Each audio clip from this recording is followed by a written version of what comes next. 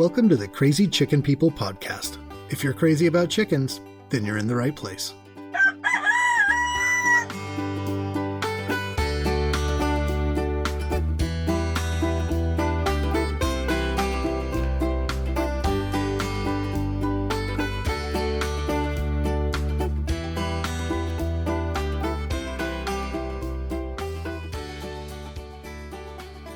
What's up, everybody? Thanks for tuning in to another episode of the Crazy Chicken People podcast.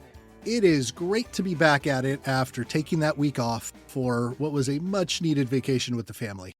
We took a cruise down to Mexico and got in a lot of relaxing, saw some cool sights, and even got to go swimming with some dolphins, which was pretty amazing.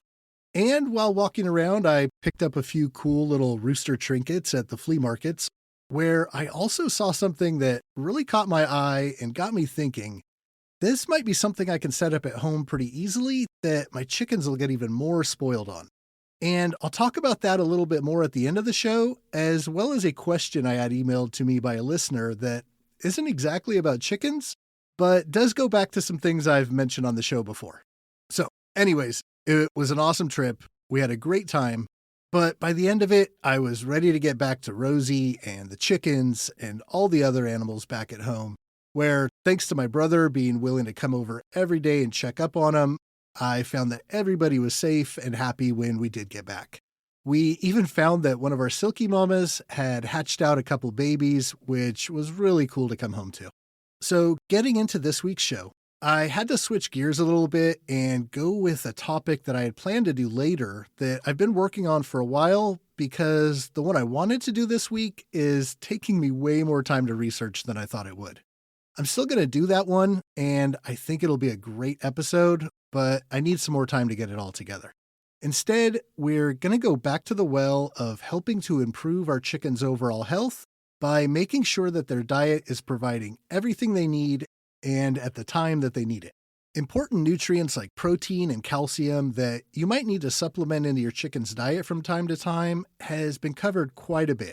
We've talked about them on this show, and you've probably seen a ton of articles about it or social media posts asking questions about how much is needed. But there's another aspect to their feed that's near equally as important that I don't think I've ever seen or heard talked about. At least not until I struck up a conversation with one of the reps from Nutrina Feeds that I ran into at the Pacific Poultry Show down in Lodi last January. And that is the fat content of your chicken's feed. You know, that fat content is actually right on the front of most feed bags, right next to the protein and calcium, but I never really paid much attention to it or considered that it's anything they might need a little extra of from time to time. Now, this guy from Nutrina, he's a salesman. And I was totally being pitched. He took most of my time telling me about the Nutrina feather fixer they were feeding to all the birds there at the show that contains higher percentages of protein and fat than typical layer pellets or crumble do. And this stuff is actually considerably more expensive than their regular layer feed, at least at most of the places that I've found sell it. So I was really feeling like this was just a waste of my time, and maybe he saw that on my face because then he pointed out the difference in the fat content of the feather fixer compared to their layer crumble. I didn't really know what to make of this or why I should care, but as he told me more about it, I did realize that this guy was more than just a salesman and really seemed to know what he was talking about. And even though I didn't leave there and go stock up on the feed he was pitching me, I did want to learn more about the importance of fat in a chicken's diet, and if there's anything I needed to look at doing differently. So just how much fat do our chickens need? Well, according to research from the University of Illinois, adult chickens require between 2 and 4% fat in their diet for optimal health. And pretty much all the standard layer feeds that I looked into provide this, usually around 2.5%.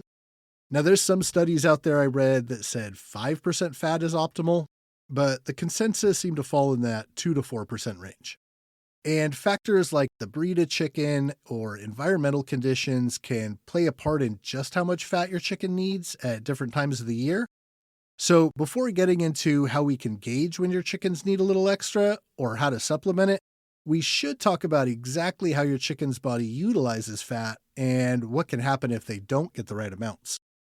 This is something the Neutrina dude was talking to me about that really got me listening since I'd never really heard much about it. And the more I read about it after talking to him, the more I found out that he was right. Fat plays a part in several really important functions in a chicken, including providing a concentrated source of energy and aiding in the absorption of fat soluble vitamins like A, D, E, and K, as well as maintaining healthy skin and feathers. If chickens don't get enough fat in their diet, they can experience a range of health issues.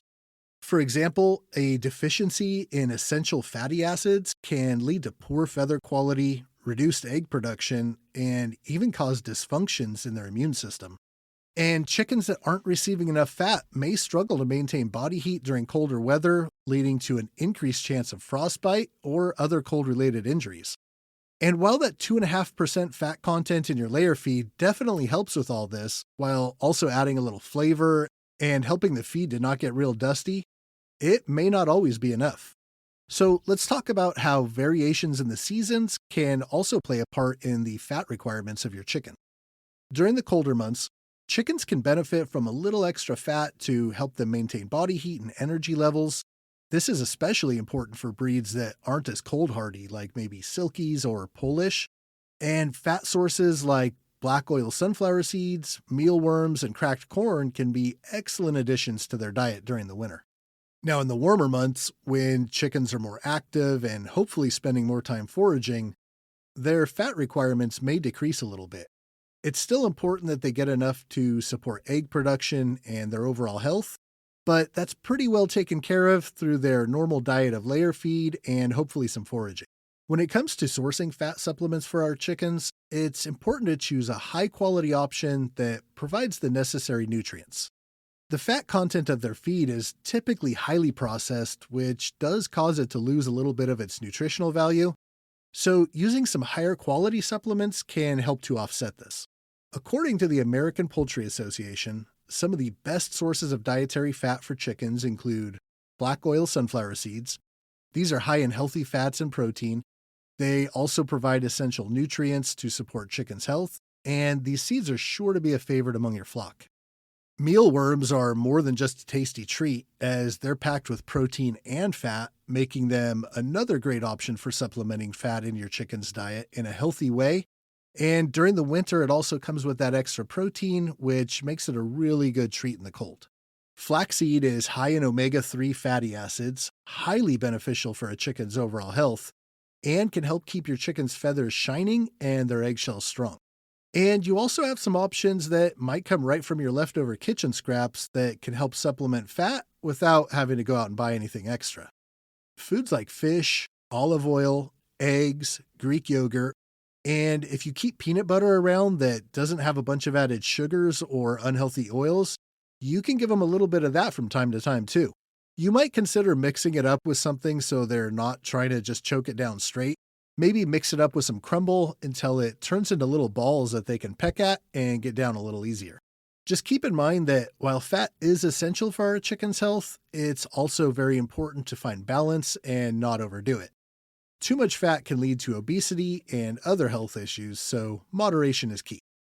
With a little bit of extra care and attention, we can make sure that our feathered friends lead long, healthy lives by adjusting their diet as needed based on factors like the needs of a specific breed, the chicken's age, or environmental changes. Keeping an eye on these factors and having a plan for how to take care of your chickens when the season changes or their personal health needs change is going to help you better take care of them in the long run and have a much happier and healthier flock. Okay, now for this idea I got while down in Mexico.